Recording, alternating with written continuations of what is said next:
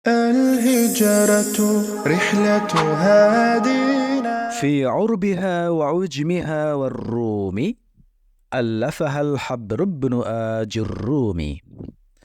Kata fi adalah harf jar. Maknanya zarf, bisa diterjemahkan di. Kata urbi pada lafaz urbiha adalah isim yang maknanya sama dengan Arab. Jadi urbun itu maknanya sama dengan Arabun. Dalam kitab As-Sihah disebutkan mislul arabi wal urbi wal ajami wal ujmi. Demikian pula dalam Al-Qamus Al-Muhit, al-urbu bid-dhamm wa bit-tahrik khilaful ajam. Makna urbun adalah orang Arab. Adapun batasan makna Arab atau urbun itu sudah dibahas dalam bait ke-7 sebelumnya. Ada yang berpendapat bahwa bangsa yang disebut Arab itu adalah keturunan Nabi Ismail.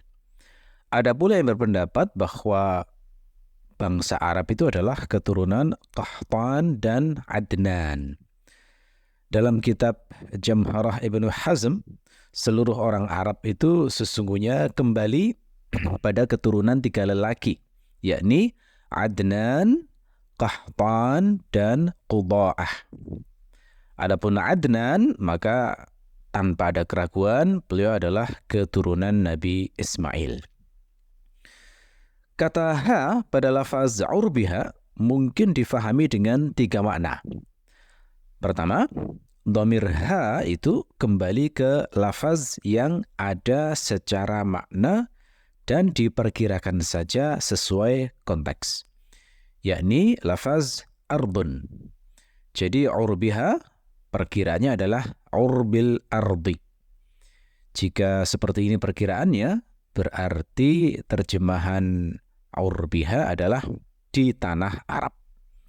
Saya pribadi suka makna ini ya, karena kuat konteksnya dan tidak takalluf. Kemungkinan yang kedua, dhamir ha itu kembali ke lafaz al-wara dalam bait ke-7. Jadi perkiraannya adalah urbil wara. Jika seperti ini perkiraannya, berarti terjemahnya adalah orang Arab di kalangan makhluk. Kemungkinan yang ketiga, dhamir ha itu kembali ke lafaz al-khalaiq dalam bait ke-4. Nah, al-khalaiq itu maknanya sama dengan al-wara. Jadi perkiraan urbiha adalah urbil khalaiq. Jika seperti ini perkiraannya, berarti terjemahannya mirip dengan sebelumnya, yakni orang Arab di kalangan makhluk. Kata wa pada lafaz wa ujmiha adalah harf ataf. Maknanya li jam'in, bisa diterjemahkan dan. Kata ujmi pada lafaz wa ujmiha adalah isim yang maknanya sama dengan ajam. Dalam kitab As-Sihah, sebagaimana sudah saya bacakan sebelumnya, dikatakan mislul arabi wal urbi wal ajami wal ujmi. Makna ujm adalah non-Arab. Kata ha pada lafaz wa ujmiha mungkin juga difahami dengan 3 makna sebagaimana pada lafaz fi urbiha sebelumnya ya.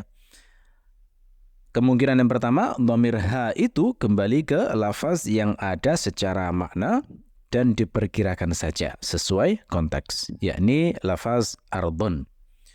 Jadi ujmiha perkiraannya adalah ujmil ardi. Jika seperti ini perkiraannya, berarti terjemahnya adalah di tanah non-Arab. Ya, sebagaimana sebelumnya, saya suka makna ini karena lebih kuat konteksnya dan tidak takalluf. Kemungkinan yang kedua, dhamir ha itu kembali ke lafaz al-wara dalam bait ke-7. Jadi perkiraannya adalah ujmil wara. Jika seperti ini perkiraannya, berarti terjemahnya adalah orang non-Arab di kalangan makhluk. Kemungkinan yang ketiga, dhamir ha itu kembali ke lafaz al-khalaiq dalam bait ke-4. Jadi perkiraannya adalah ujmil khalaiq. Jika seperti itu perkiraannya, berarti terjemahannya adalah orang non-Arab di kalangan makhluk. lafaz ha cukup diterjemahkan nya. Nah, kemudian perhatikan juga pengatofan urbun ke ujmun itu. Diatofkannya urbun ke ujmun dalam bait ini adalah bentuk atof yang terkenal dengan istilah atoful khas alal am, mengatofkan yang khusus pada yang umum. Mengapa? Karena Arab itu hakikatnya adalah bagian dari ajam, dari sisi makhluk, ya. Berikutnya kata wa pada lafaz warrumi adalah haraf atof. Maknanya li jam'in, bisa diterjemahkan dan. Kata ar-rum pada lafaz warrumi adalah isim yang bermakna Romawi. Ini adalah kata yang bermakna jamak. Mufradnya adalah ar-rumi. Sebagaimana kata zanjun, itu bentuk tunggalnya adalah zanji.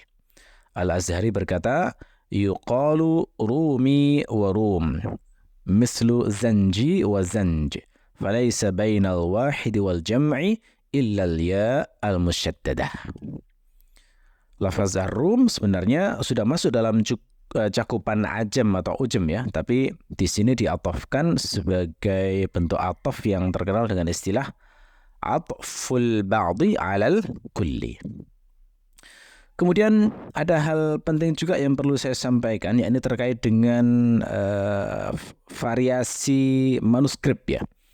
Pada lafaz ar-rum ini itu ada sebagian manuskrip yang menulis warrumi lahu.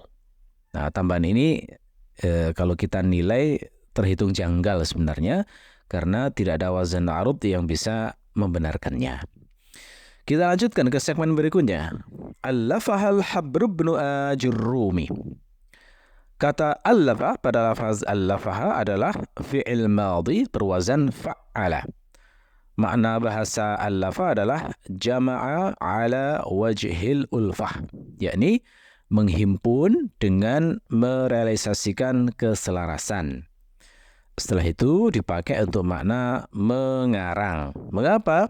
Karena orang mengarang dan menulis buku itu pasti melakukan aktivitas menghimpun dan mengumpulkan huruf, kata, kalimat, paragraf, teks, bab, ide, pemikiran, dan pembahasan sampai membentuk susunan ilmu yang sistematis. Kata ha pada lafaz allafaha adalah dhamir muannas yang merujuk pada kata kurrasah dalam bait sebelumnya, yakni kitab al-muqaddimah al-ajurrumiyah.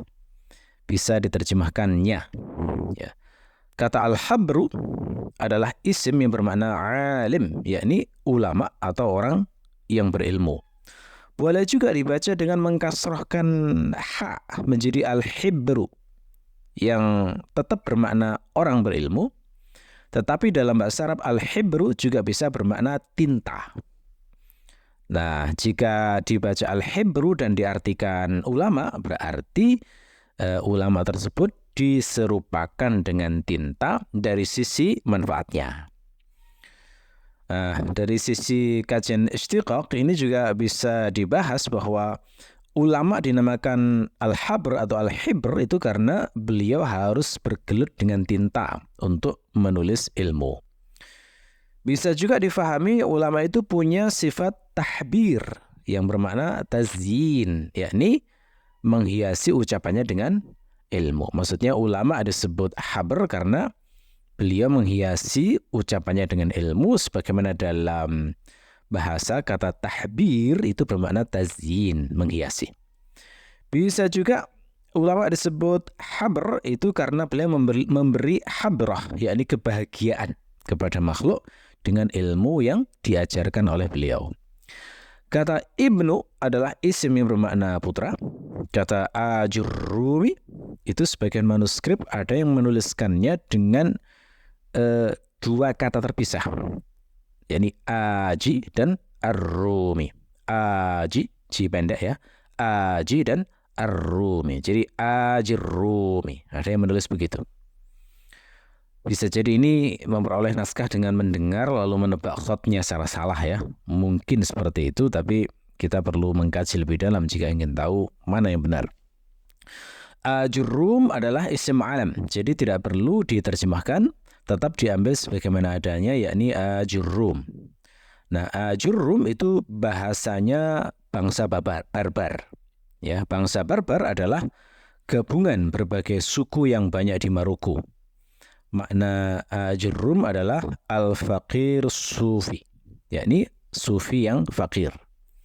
Pendapat yang lain, ajurrum bermakna asy-syaikhus sufi.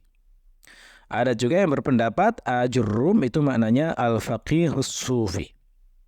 Tetapi Ibnu Unaqa dalam kitab Ghurar ad-Durar beliau mengatakan bahwa beliau mendapati bangsa barbar di zamannya itu enggak ada yang tahu makna ajurrum dalam bahasa mereka. Hanya saja yang sudah jelas dan pasti adalah di suku barbar sendiri itu ada kabilah yang diberi nama Ibnu Ajurrum. Nah, ini dugaan saya adalah ajurrum itu istilah sufi di masa tertentu, bukan digali dari bahasa asli bangsa barbar, sehingga setelah berlalu waktu dan berganti zaman tidak ada orang yang bisa menjelaskan lagi etimologi ajurrum dalam bahasa mereka. Banyak juga orang yang membuang alif mamdudah pada lafaz ajurrum ini sehingga melafalkan menjadi jurrum. Akibatnya saat menyebut kitabnya langsung disingkat menjadi jurrumiyah. Seperti di negeri kita ya. Itu kalau nyebut singkat itu ya kitab jurrumiyah gitu saja. Padahal yang dimaksud adalah al-muqaddimah al-jurrumiyah. Nah, pembuangan hamzah ini menurut Ibnu Unaqa itu juga tidak dikenal dalam bahasa suku barbar. الهجرة رحلة هادينا حمل الإسلام لنا دينا الهجرة